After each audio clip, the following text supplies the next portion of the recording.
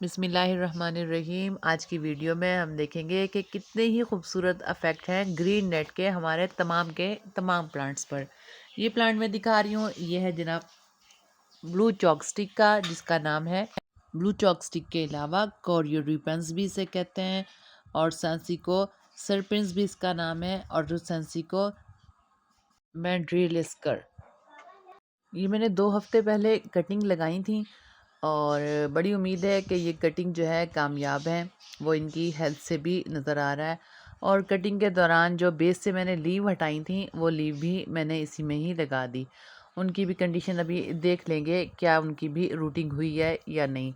Leave के through इसकी propagation कम ही होती है, लेकिन बहुत ही अच्छे अफेक्ट हैं ग्रीन नेट के। बहुत ही ठंडक और बेहतरीन सा मौसम बना हुआ है ग्रीन नेट की वजह से हमारे गार्डन में।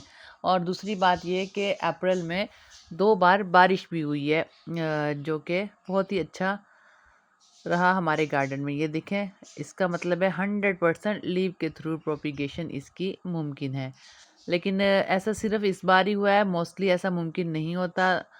कटिंग बहुत इजीली ग्रो हो जाती थी लीव के थ्रू। लीव अक्सर बर्न हो जाती थी, लेकिन इस बार लीव जो है बहुत अच्छी कंडीशन में मिली हैं कोरियोरिपन्स ब्लू चॉक स्टिक की। इस लीव को मैंने दोबारा ही लगा दिया और मुझे पूरा यकीन है कि तमाम की तमाम जो लीव्स हैं बेहतरीन कंडीशन में हैं और सबकी सबकी बहुत ही बेहतरीन रूट होगी।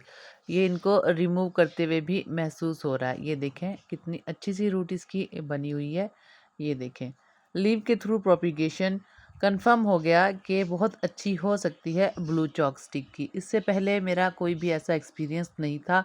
कटिंग के थ्रू ही इसकी जो है कामयाब होती थी ब्लू चॉक स्टिक की स्टेम्स या कटिंग्स, और नए मैं प्रोपिगेशन कर लेती थी नए प्लांट की। लेकिन लगाती मैं पहले भी थी तमाम की तमाम लीव्स को, जो कि बेस से उतरती थी, लेकिन रिज़ल्ट बहुत ही कम देखने को मिला और फर्स्ट टाइम ही इतना बेहतरीन रिज़ल्ट देखने को मिला लीव के थ्रू प्रोपिगेशन का ब्लू चॉक स्टिक की। ये सिर्फ मुमकिन हुआ है बेहतरीन लोकेशन का। हमेशा जब भी कटिंग लगाएं, कटिंग लगाने के बाद ब्लू चॉक स्टिक या तमाम के तमाम सकुलेंट्स को, ये भी सेमी सकुलेंट नहीं फुली सकुलेंट प्लांट है, तो तमाम के तमाम सकुलेंट्स को पहले चंद दिनों के लिए हमें शेडी एरिया में रखना चाहिए। अब इनको जैसे कि स्टेम अच्छी खासी हेल्दी हो गई है, फिर से मैं जो है इनकी स्टेम कटिंग जो है लगा दूंगी और इन लीव्स को भी थोड़ा सेपरेट कर दूंगी ताकि ग्रोथ जो है बेहतर हो सके इस तमाम प्लांट्स की। अब वाटर नीड की बात कर लेते हैं। पानी इसको जब भी देंगे जब टॉप लेयर ड्राई हो जाए। अप्रैल में तकरीबन अगर शेड ना हो ग्रीन नेट का, तो डेली की डेली ही हमें पानी देना पड़ेगा, क्योंकि डेली ही टॉप लेयर ड्राई हो जाती है। अप्रैल में भी मौसम अच्छा खासा गर्म है। ये रिपन्स सीडम पिंस प्लांट का, ये भी बहुत अच्छी सी कटिंग जो है बेहतर कंडीशन में है और रूटिंग इसकी भी स्टार्ट हो गई है। और इसकी भी एक स्टेम पर कम से कम जो है 3 की फ्लावरिंग हो जाती है।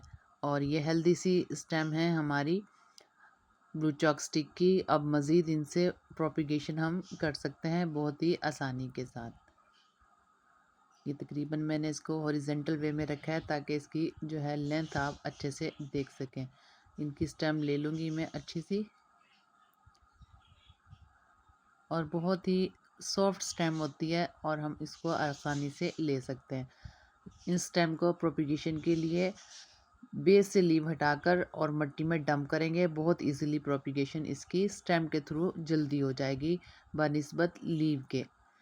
और इनको शेड में ही रखेंगे और अब हमें मज़ीद शेड की ज़रूरत नहीं, क्योंकि ऑलरेडी जो है ग्रीन नेट इन तमाम पर। ये जनाब मदर प्लांट है और बहुत ही हेल्दी ग्रोथ होगी। अब इसकी पूरी उम्मीद है कि डबल जो है स्टेम्स निकलेंगी इनकी टॉप जो है लेयर ले लेने से, टॉप जो स्टेम कटिंग कर लेने से। एक तरह से प्रूनिंग भी हो गई है हमारे ब्लू चॉक स्टिक की। और लीव्स के थ्रू जो लगाई हुई हैं उन सब की भी कंडीशन बेहतर हो जाएगी। एक छोटी सी कटिंग से अच्छी खासी कॉलोनी बन जाएगी ब्लू चॉक स्टिक की। इससे हम अंदाज़ा लगा सकते हैं कि कितना इजी टू ग्रो है ब्लू चॉक स्टिक का प्लांट। कटिंग को फिर से भी हम वेल ड्रेनेज सोइल में रखेंगे और ग्रीन नेट के नीचे ही रहेगा। अगर आपके यहाँ ग्रीन नेट नहीं है, आप ब्लू चॉक स्टिक की प्रोपिगेशन चाह रहे हैं, तो फिर आप शेडी एरिया में भी रख सकते हैं जब तक कि रूटिंग ना हो। इस अरसे में कम से कम 2 हफ्ते का टाइम लगेगा। 2 हफ्ते के अंदर अंदर शेडी एरिया में रखने से ब्लू चॉक स्टिक की वेल ड्रेनेज सोइल में बहुत ही आसानी के साथ प्रोपिगेशन हो जाएगी।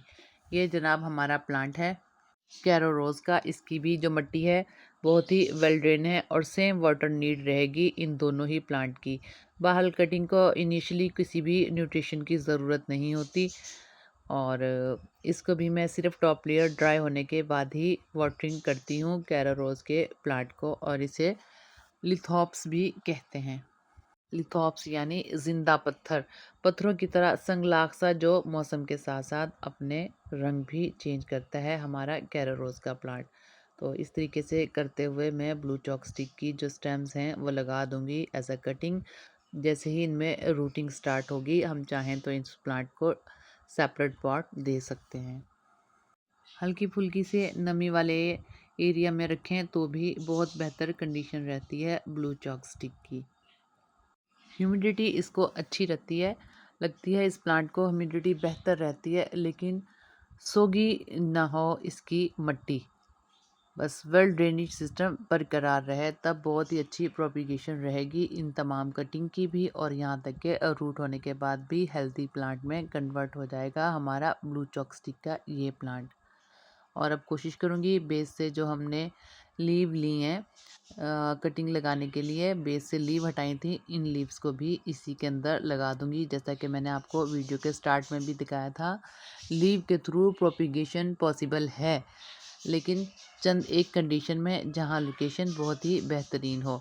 हाँ, अलबत्ता ज़्यादा रेट जो है 100% वो रहता है स्टेम के थ्रू प्रोपिगेशन में, लेकिन अंडर नेट लीव के थ्रू प्रोपिगेशन का जो रेट है वो भी 100% जा रहा है हमारे तमाम के तमाम प्लांट्स का।